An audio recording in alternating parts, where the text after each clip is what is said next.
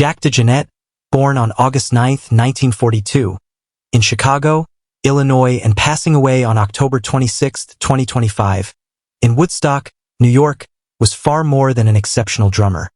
He was a visionary who reshaped the sound and soul of modern jazz. For more than 6 decades, he embodied rhythm as both a physical force and a spiritual language, weaving together melody, texture, and emotion in ways few musicians could. A drummer, pianist, and composer, he was not simply a performer but a storyteller, translating the energy of life into music that continues to resonate across generations. DeJohnette's legacy was built through collaboration with some of the greatest musicians who ever lived: Miles Davis, Keith Jarrett, Bill Evans, Herbie Hancock, Freddie Hubbard, Pat Metheny, and Charles Lloyd, among many others.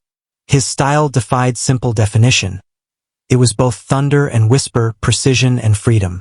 When he was inducted into the Modern Drummer Hall of Fame in 2007 and awarded 2 Grammys, it was not just for technical mastery but for the profound emotion and originality he brought to every note. Though his net worth was estimated at $6 million, his true fortune was the timeless music he gave to the world. Growing up in Chicago, Jack was surrounded by the city's vibrant musical culture. His parents, Jack Sr. and Eva Jeanette, encouraged his curiosity and creativity from an early age. Rooted in African-American heritage and carrying Seminole and Crow ancestry, he developed a deep spiritual awareness that later shaped his sound. His journey began at the piano, where at 4 years old he trained under Antoinette Rich, a pioneering female conductor. By his teenage years, he was already performing professionally, showing a maturity beyond his age. Yet it was rhythm that truly captured his imagination. At 13, under the guidance of drummer Bobby Miller Jr., Jack discovered the drum kit, and with it, a lifelong calling. One of his biggest early influences was his uncle, Roy Wood Sr., a Chicago radio personality and co-founder of the National Black Network. Roy introduced Jack to the social and cultural importance of music, how it could uplift, challenge, and unite people. Immersed in the city's musical scene, Jack explored rhythm and blues, hard bop, and avant-garde jazz. He performed with innovators like Richard Abrams and Roscoe Mitchell, future founders of the Association for the Advancement of Creative Musicians. His occasional performances with the Cosmic Sun RA and his orchestra opened his mind to boundless experimentation. A brief but powerful moment came when he played alongside John Coltrane in the early 1960s, an encounter that deeply influenced his artistic spirit. In 1966, DeJohnette moved to New York City to pursue his musical destiny. There, he joined the Charles Lloyd Quartet, a group that fused jazz with rock and world influences, and introduced him to pianist Keith Jarrett, who would become his lifelong collaborator and friend. Together, they discovered an almost telepathic musical connection. Though Jack left the group in 1968, his reputation as a gifted and fearless drummer was firmly established. He soon performed with some of jazz's brightest stars, including Abbey Lincoln, Jackie McLean, and Betty Carter. His collaboration with Bill Evans that same year resulted in the Grammy-winning Bill Evans at the Montreux Jazz Festival, a recording that displayed Jack's balance of delicacy and intensity. Also in 1968, DeJohnette briefly toured with Stan Getz, an experience that led him into the orbit of one of music's greatest innovators, Miles Davis. By 1969, Miles recruited him to replace Tony Williams in his band, a move that would define both of their careers. Davis saw in DeJohnette a drummer capable of bridging the groove of rock with the freedom of jazz, creating a revolutionary sound that redefined modern music.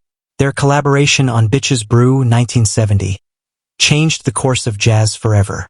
Jack's drumming pulsed with energy, structure, and unpredictability. He was both anchor and spark. He once described the sessions as a river of creativity that never stopped flowing.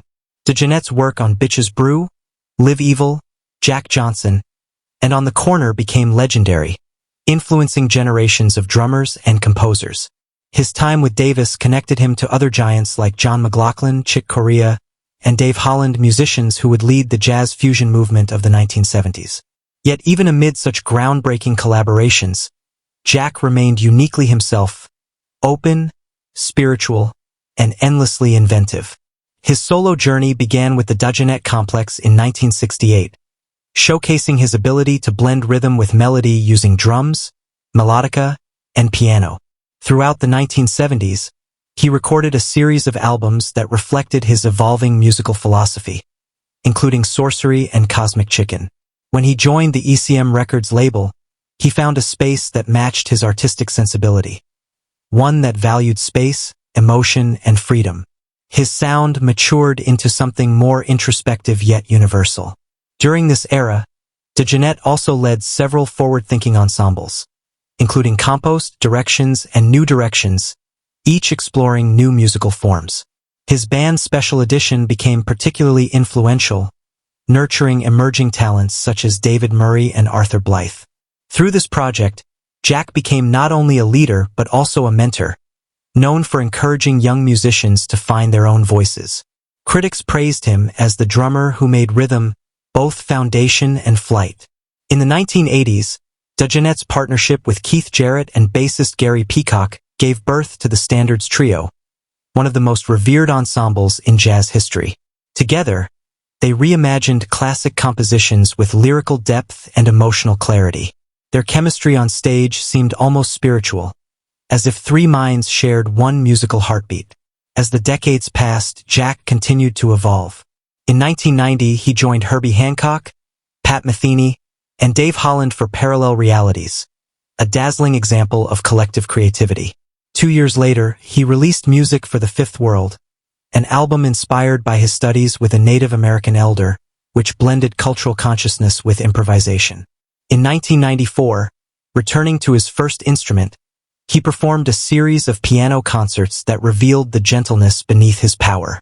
The late 1990s and 2000s saw DeJohnette maintaining an unbroken stream of creativity. He formed the Latin Project, played with John Scofield and Larry Goldings in Trio Beyond, and founded his own label Golden Beams Productions. His 2005 album Music in the Key of OM earned a Grammy nomination and offered a meditative escape through sound.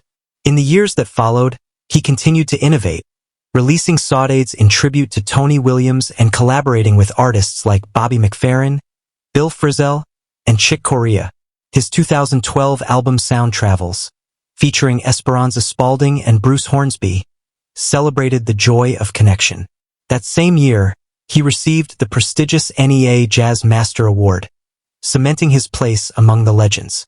Beyond his professional accomplishments, DeJohnette was a man of humility and warmth. His wife, Lydia DeJohnette, was his lifelong companion, standing beside him through decades of creation, performance, and travel. Their marriage was one of deep respect and love, a partnership grounded in music and shared vision.